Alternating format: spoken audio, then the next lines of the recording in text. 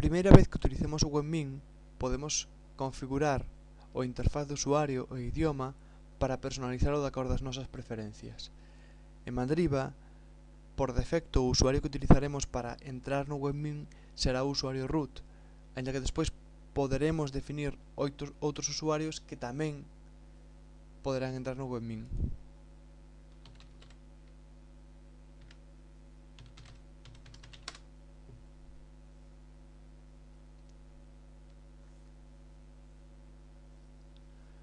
Unha vez iniciamos sesión, atopamos as categorías de aplicacións de administración que hai dentro do webmin para xestionar o propio webmin, para xestionar o sistema, usuarios, etc., para xestionar os servidores que teñamos instalados no equipo, xestionar a rede, xestionar o hardware do equipo, xestionar un clúster de equipos e outro tipo de aplicacións.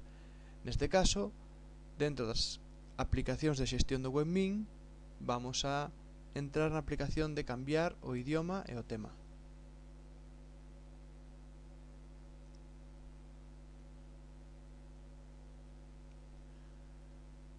Cambiaremos o idioma a español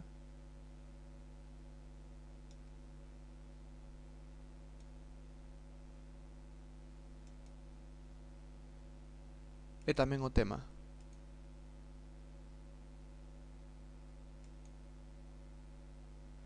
Picamos no botón de Make Changes para activar estes cambios.